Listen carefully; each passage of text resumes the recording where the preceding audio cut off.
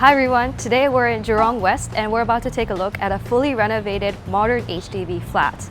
We're about to meet Ken, a designer who poured his passion and profession into building his own home. For your info, HDB stands for Housing Development Board, essentially Singapore's public housing. Roughly 80% of the Singapore residents live in a HDB flat. Now let's go check this one out.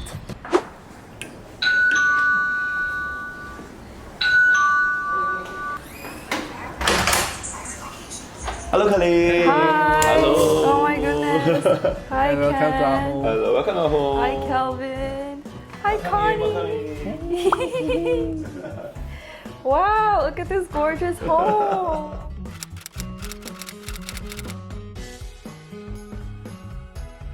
Please give us a tour guide of your lovely home. Yeah, sure. Now, this is actually our work from home space. I think since COVID, I think all of us have to work from home these days. Actually, we can actually remove this out so that we can actually reach out to the windows to clean them when we need to. Looks like you put a lot of thought into your working area. Is this all like you ordered it, or how did you find all these furnitures? We made the drawings ourselves and then we got the contractor to build it for us. Yeah, then we also selected the materials and the contractor put this all up for us. When you had a contractor, how did you make sure your vision accurately came to life? We designed the whole space ourselves. The selection of materials, things, how the two materials meet together, things like that. So we specified the detail, down to the detail. Wow. Yeah, and our contractor is actually a recommendation from our friend. He has been using him for all his home, also his own interior design projects. So we thought that that's a reliable, good candidate that we can count on. Right beside the work from home space, we actually have Connie's cabinet. Wow. Yeah. Oh So my this goodness. A very shallow storage. We are able to put all her accessories from her walking, Oh my prints goodness. and scarf, a Chanel Wow. dress. So here's our dining area, so where we host our friends. So this table sits up to 12 people. You squeeze all of them in. What are these ornaments on the shelves? Did you collect these? A series of collectives, our travels, especially the ones with corgis. Mostly are from our friends actually. This is from Japan. Wow. Really like the textures. We have painting done by Connie. Oh, really? So our Oh my friend God. was taking care of Connie during one of our holiday trips. And then he thought it would be quite fun to, get Connie to do some artwork. Oh my and goodness. display. Was this shelf also purchased or designed? This is purchased, Oh. and this is a modular system. So it comes in two widths, and you can just fix it up. Any combination that you like. It's an oak veneer finish, so it's natural. Ages really well. So it has been, I think, 7 years today. Yeah, and I think it looks better than when we first bought it. So we always have a live Christmas tree during this season. Sometimes we do take our afternoon naps here because the sofa is really good and comfortable. Afternoon naps. Yeah, just lie Excellent. down and relax. I noticed these lights as well. They look very high class. Was that designed by you? Yes. We were very careful with how we designed the lighting. Yeah, we wanted to have reflected lighting. We also wanted to have some direct lighting that you can light up when you're doing particular tasks. So we try to make this whole space very light, filled with a lot of light, natural lighting, artificial lighting. So one more thing I wanted to ask about is the fan. It's wood, oak wood? Yes, it is. Oh. So our whole house, we only have one type of wood. So all our furniture is all oak. Why did you choose oak out of all of the different types? I think that's really our personal preference. Something a shade darker would be like walnut. I think a bit too. I mean, it's nice. I think it's too dark for our preference. Something that's a bit too light. Textures that it has. Yeah. It's not too busy. Just the right accent for our space. Over here, you see these cabinets. They are essentially our doorways to our bedrooms and kitchen. And also for storage, we can keep all our things away and keep the whole house very neat and very seamless at the same time. Oh, sneak peek. Yeah. The storage is shallow, so we stand outside to access the storage here. Yeah, so it makes good sense of space because usually when you see typical storerooms, it's really like a room.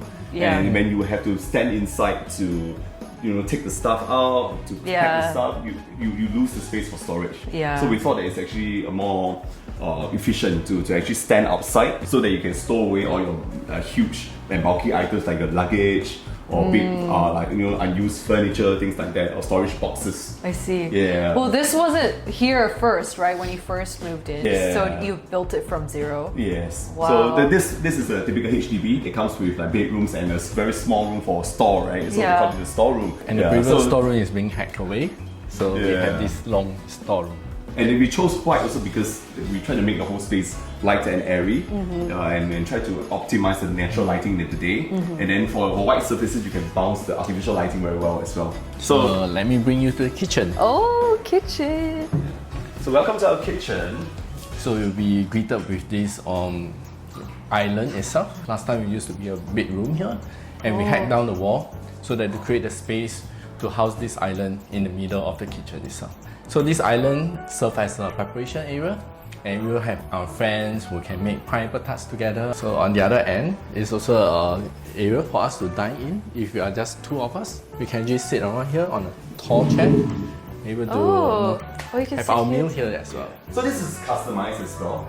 Because typically when we go out to buy bar stools, right, they tend to be for the bar height, which is 200 mm higher than the kitchen countertop. Yeah, so we cannot find one that was a suitable height. We come back from shopping, then we have all the big shopping bags. These are like pedestals that we put on, and then before we unload the stuff into the fridge and into the storage. Yes, I noticed that everything is multifunctional because it's so simple and not like specially made. So it's very convenient. So we thought through the functionality of it. So underneath this island, we do have created more space for storage. So we do have my baking stuff, plates, bowls, and glasswares. It can be housed underneath this island. Wow, I want to bake here. That looks so fun. You're most welcome to come and join us one day. So we do that every January. Just before Chinese New Year. So we hold a pineapple bake-up session. So our friends will come over, and then we will all roll up the pineapple tart together. Wow. And every guest will bring home their own Oh my stash. goodness. It's like a class. You have your Yeah. own class going on. That's amazing. We can show you the other hidden, some of these hidden storage that we thought they are useful for us. Yeah. So by opening this Oh, it cabinet, goes we'll be up. greeted by our these small appliances that we can house them inside. Bag maker, rice cooker, and as well as the slow cooker itself.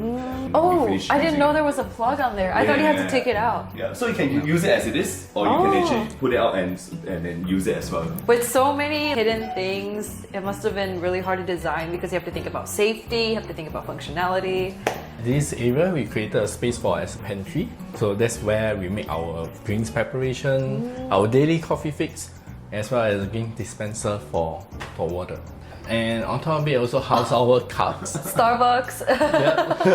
It must be so like freeing to be able to cook because when I cook or bake, especially in my teeny tiny home in LA, I'm like, oh, I don't have enough space to put my stuff. And it gets stressful, and it gets messy, and I create a bigger mess because I'm even more stressed.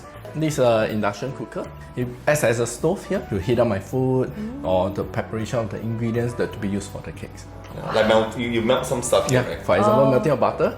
Cabinet here, we hide all the clutter that comes along with all the laundry. Yeah, let me show you. Oh, it tucks in.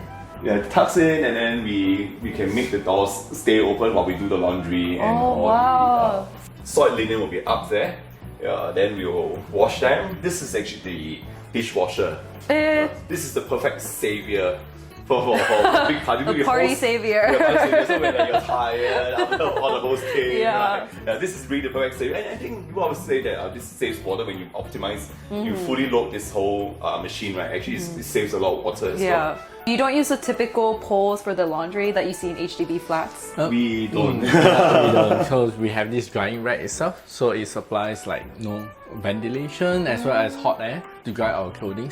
All I just need to do is to put my clothing on hanger and hang them. This can come down Yes. as well, so that it doesn't have to hang at height. So you can come down to whichever level that you're at. So you just use hangers to hang them up. Oh my god! I feel like I'm in the future right now. So this is one of the best investments I realized for this new place. Behind this door is the common toilet.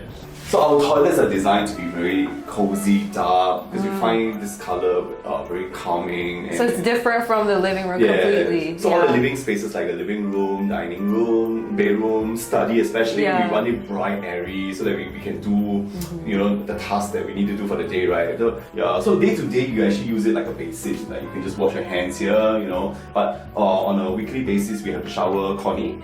Yeah, so we essentially can just use this as her bathtub. Then we just use a hand shower, right? And then you can just shower here. So everything, her fur, you know, this whole mess of like grooming her would be contained within this toilet. And you see this grating, right? Actually, this is Connie's bathroom. It's very easy for us to clean up. Hidden behind the mirror is all the storage. Right, and then you have the pipes out, so you don't see any pipes exposed because they hide it behind. In that sense, it's kind of dual usage as well. Yeah, we try to integrate these two, like the dog function and the human function together. Yeah. So the last door is actually the leading into the bedroom. Secret. Yeah, secret door. We just keep it very simple, functional. We will black out the whole place to have a good night's sleep. I just remember like the kitchen is very dark themed, like the countertops were black, Right. and then the living room is like gray, white, and then here is like white. Yeah. Is that like intentional colors? I think it's just generally we wanted the whole space to feel white and airy. They use the functional spaces like the bedroom, living room, dining, kitchen, right? But the blacks are really just the accents that we put in, to balance out the material palette. Over at this place, you'll see the door, and this leads into our master bathroom. This serves really the humans. The humans. Right, Oh, it's very deep in here. The mood and feel that we're trying to achieve for the bathroom is cozy, dark, you know, like something for us to really take a moment for ourselves. But this one I think is a bit different from what you saw in the previous bathroom. This tile selection comes in 3 sizes with 3 different textures, so we can actually mix and match. And then so we did out the tiling pattern and gave it to the contractor that he laid the whole space for us. So we only use this single selection for the whole floor and wall. I like how it's consistent but also creatively different because it makes it fun. The common theme is that we try to make it dark and cozy, you know, but we pick a different selection to give it a little bit of that differentiation between the 2 bathrooms. Given a priority, we want to prioritize our living room, our kitchen, right? Yeah. So this room becomes like the room that we run the services behind, and we can reach out to the toilets. Like this wall is false, so all the whole house where the icon trunking is, they have to run behind this wall to reach out to the compressor. Oh, so it's hollow inside. It's hollow inside. Yeah. So that's how we hide all our services. With all these like renovations and thoughts put into it, what was the most expensive part of creating Most your life? expensive? Yeah. I think the built-in cabinetry is always the most expensive. Can I ask how much did you buy this flat for? We bought this for 480k. How long was the renovation? It took 3.5 months. 3.5 months? It could have been faster, but because the procurement of the floor tiles that you see, these took a while. It's a 1.2 meter by 0.6 meter big format floor tiles. We do not have any X stock available in Singapore, so they only can ship over. Oh my so God. they had to ship over. Outsourced internationally. 480,000 for the house. How much was the renovation? 140. Oh. Okay, but that doesn't include the appliances, and also it doesn't include the sanitary wares that you see. Even if I had $140,000, I wouldn't know like how to spend it well. Like because you have the knowledge of designing, I feel like you were able to see your own priorities and see your vision. Yeah, definitely. Budget is always something that we need to balance as well, right? So along the way, we talked through some of the priorities, and some places we do have to do some value engineering just to ask ourselves whether do we need this. Or some places we actually have to think, okay, maybe we'll not do this design, or we will pick a material that is not so expensive, you know. So there are a lot of this back and forth we had to do while we were doing the renovation. So we're back in the living room now. I just had a couple questions. Since you do designing like professionally, how different is it doing it for your job versus for your home? I think when we design for clients, we can't design for our own taste all the time in that sense. So we need to understand what the client needs functionally, and also try to understand what he likes, you know, and then we try to piece together a material palette that suits his taste, suits his style of living as well, to sort of showcase him as well, right? Yeah, so we sort of have to calibrate that. For our own house, it's really our own needs and our own material palette that we like. Before that, I already spelled out all the requirements that I need to him, and he will just execute that. So design-wise will be done by him, but practically of the appliances will be chosen by me. So he's more tech savvy in that sense. So he will look at all the appliances, which aircon should we use, which appliances we have. So I'm more on the Teamwork. So it's teamwork for us. Yeah. So when you first started off, did you have a theme in mind? We didn't work with a team. Actually, we never worked with a team with our previous as well. We look at how the functioning must work, and then the material is something that we like. We planned this as our forever home. So we wanted something that was timeless, and also functional at the same time. So by timeless, I think we are looking at materials that are pretty much, we create this white canvas that is very versatile.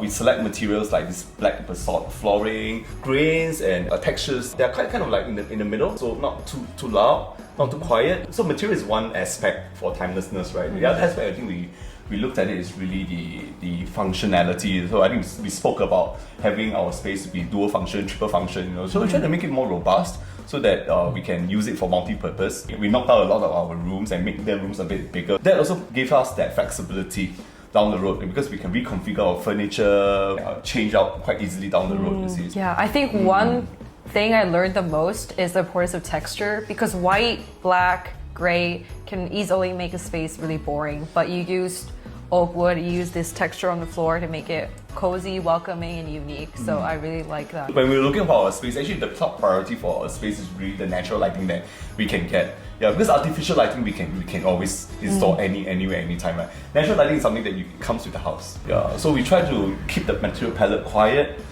Just having sufficient textures, and we play with the natural light and the accent light to bring out the character of the space. And most of the furnitures here, they will have this oak veneer or the solid oak itself, so it age with time. Is that why this one is a little darker, because you had it in your previous home? Yeah. Oh. Yeah, so about 7 years already.